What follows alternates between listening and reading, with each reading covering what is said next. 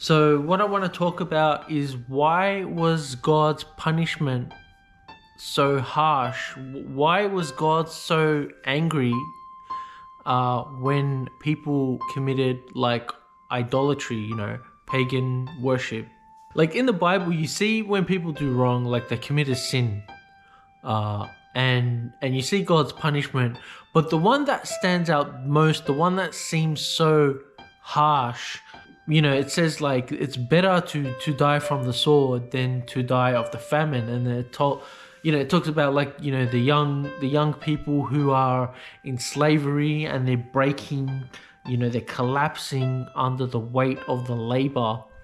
And it really stands out that these punishments are so harsh against when people commit idolatry. Like you see, I was reading recently in like Ezekiel, and God is showing him like, look at the idols, look at the statues, look at the creeping things on the walls.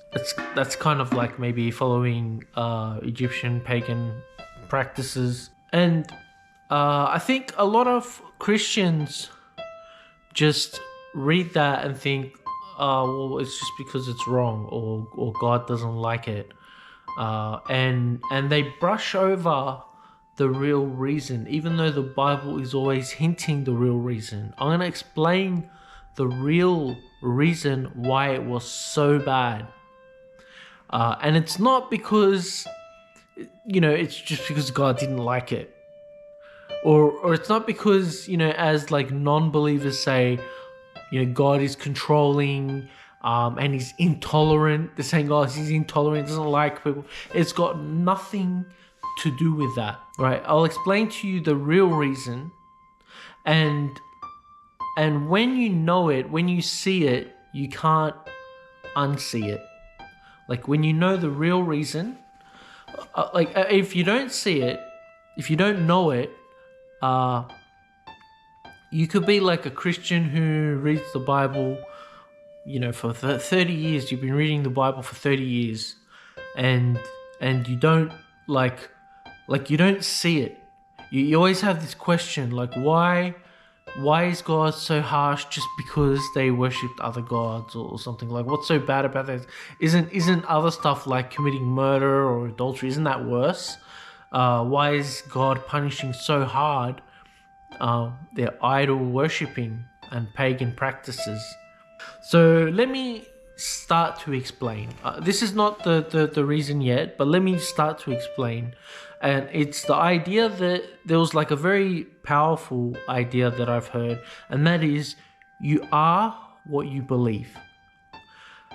Even in Christianity, like you can, if there's a variation on a certain doctrine, right? Like you're still a Christian, but there's one variation. Some people see it one way, other people see it the other way. Just that change, that variation, has a big impact on the person. Like the way they live their life, their behavior, their attitude. Even more so, someone from a different religion.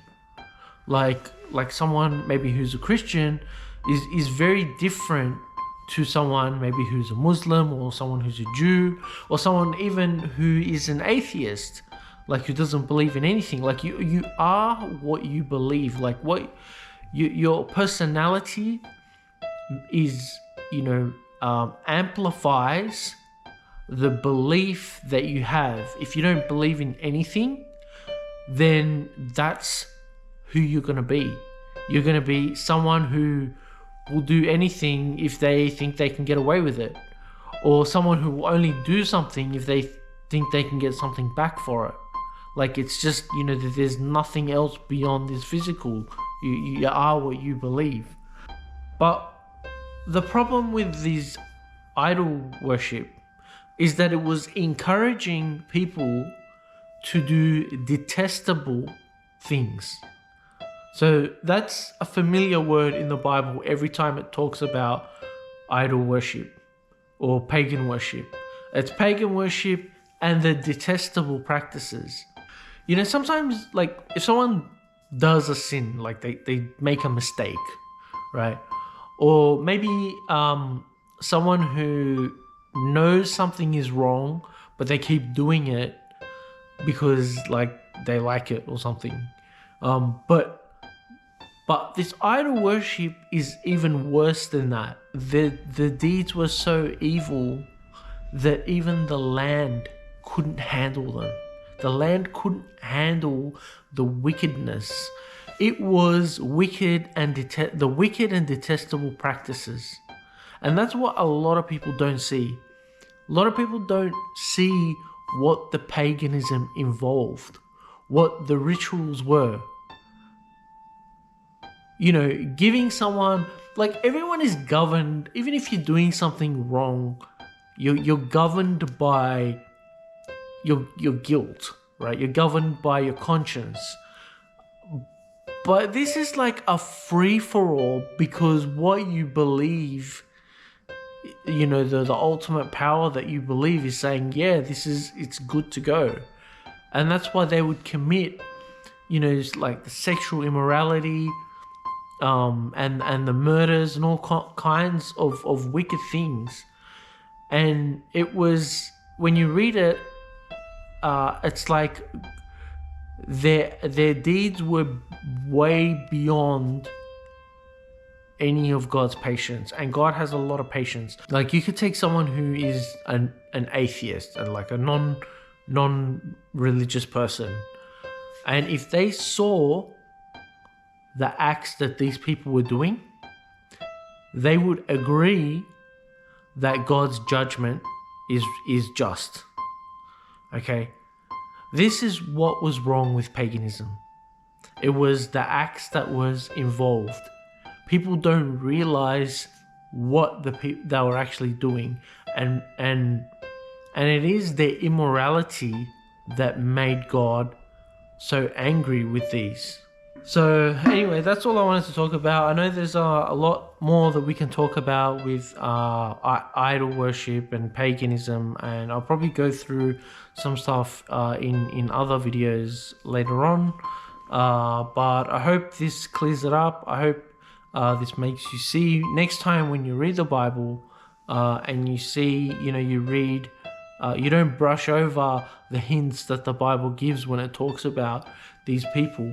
And so, just to end, I want to invite you, if you're someone who wants to know the Lord, if you want to accept Jesus into your heart, you can just ask and pray, and God will hear you.